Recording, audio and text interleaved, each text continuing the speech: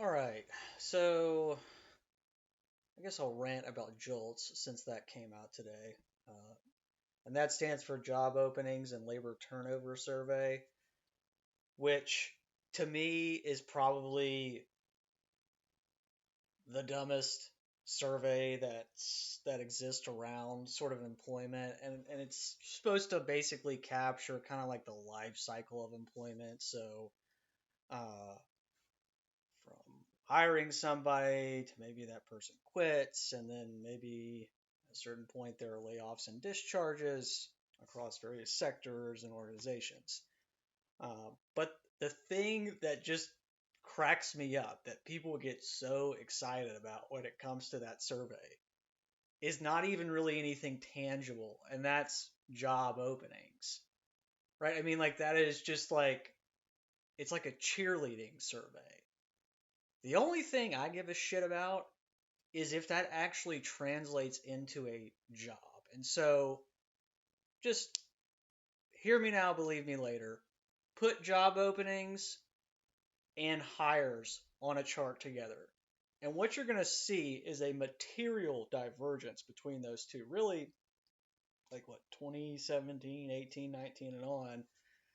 Um, it hasn't really resulted in hiring like really outpacing or keeping up with job openings, right? So, um, not to mention, it has a ridiculously low response rate when it comes to uh, even compared to like the household and the establishment survey. So, um, and again, like I'm aware of how the thing is designed, and yes, it is meant to sort of reconcile to like month over month changes in like the establishment survey jobs. So basically, if you were to just take like hires minus like total separations, you're going to get something that's somewhat in line with the month over month change in establishment survey jobs because like they're designed around those same concepts. Uh, but again, like we know that even probably the establishment survey, if you look at the non-sample version of that information, is likely overstating job growth. But remember that that's not really factoring in job openings, and the job openings part of that survey is what everybody gets excited about. I mean,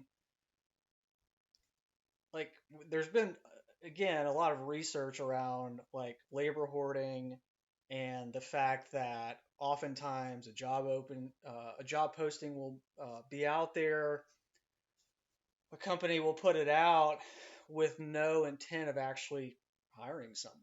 Maybe they're just gathering data on potential candidates. uh, a lot of times they'll have job postings out there so they look as an employer as if they're in demand.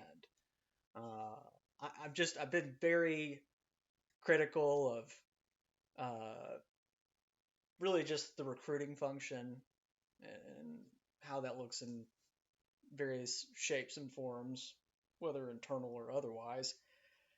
It's it's just unfortunate that like as a candidate that you have to kind of deal with this idea that hey, there's all these job openings out there, but again, if you know me, like I don't, it's like I don't really give a shit about that. Does it actually translate into a job? I mean, just use your head, like just use some common sense here. So, and if I just want to take this a step further, and why I'm just so critical of this survey is this idea of the beverage curve, which says if vacancies are high, vacancy rates, and another way of saying that is like job openings rate, if that's high, then the unemployment rate is going to be low. And for the reasons I've just described, there's a lot of noise in there. Maybe job openings aren't really telling you what they're intended to tell you. Not to mention that model is just so basic. I mean, what shouldn't we maybe like dissect that a little bit? Maybe look at it by sector, by uh, organization size. Uh, Maybe just the inputs themselves aren't really capturing economic reality. That's really what's happening. I mean, it's like anybody in like the finance or accounting world, you know the term GIGO, garbage in, garbage out. It's just all this economic groupthink bullshit. And the reason I say that is when I look at other sort of when I cross-reference JOLTS against these other measures, really the two main measures of employment, like the establishment survey and the household survey. The household survey, as the name suggests, is a household-facing survey. Historically, it's proven to be more accurate. You are surveying somebody in a household. And when you look at that, okay, every indication when you look at the dynamics of people who are unemployed, they are staying unemployed longer. And you can cut that shit a bunch of different ways, okay? You can cut it by age, by sex, by sector. It all looks like dog shit. So, I, all this theory stuff is not.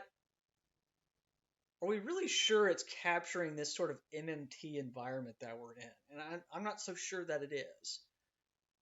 So, whether it's the head fake of JOLTS or low jobless claims, which I have ranted on and on about, if something doesn't make sense, just, I don't know, like maybe look into it. Or there's like a chance that somebody has maybe looked into it a little bit to try and make sense of it. I look at JOLTS just because I want to know what all the fuss is about every month, like everybody else does. And you're seeing, the same classic like slowdown trends. Again, it's not a great survey, but I look at it. What happens? Job openings come down, quits come down, and then sort of the final stage of that is uh, layoffs and discharges pick up, right? And you're just seeing that at varying rates of change across these different organizations, across different sectors.